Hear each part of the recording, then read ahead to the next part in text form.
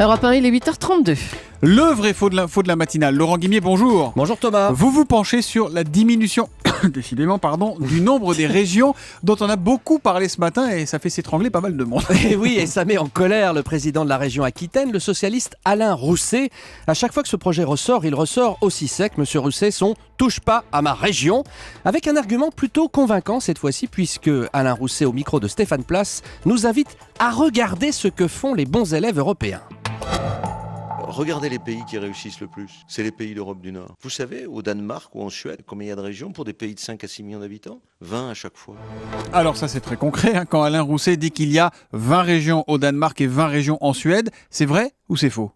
Alors c'est vrai pour la Suède, mais c'est faux pour le Danemark. Donc on va dire faux, parce que c'est la règle du jeu. Comme ça, je me suis plongé ce matin dans l'atlas de ces deux pays qui effectivement sont en meilleure santé économique que nous.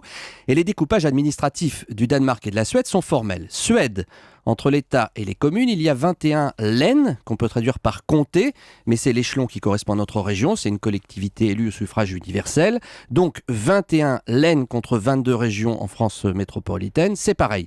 Danemark, en revanche, il n'y a plus que 5 régions dans ce petit pays de 5,5 millions d'habitants. J'ai dit plus que, car le Danemark vient de faire justement sa grande réforme territoriale. Avant, le royaume danois comptait 16 régions, mais depuis 2007, il n'y a plus que 5 grandes régions au Danemark et pas 20, comme le dit monsieur Rousset. Alors cela dit, en faisant rapidement le calcul pour le Danemark, 5 régions d'accord, mais pour 5 millions d'habitants, c'est comme si nous avions 65 régions en France, vu que nous sommes 65 millions et même 66 maintenant. À une grosse différence près, dont ne parle pas monsieur Rousset non plus, c'est qu'au Danemark, et en Suède aussi d'ailleurs, entre l'État et les communes, il n'y a que les régions qui ont beaucoup de pouvoir, alors que nous, en France, nous avons 2 échelons, la région et le département. C'est une première grosse différence. La seconde, et elle est peut-être encore plus importante, c'est que les communes là-bas sont beaucoup plus grandes et ils ont aussi beaucoup de pouvoir.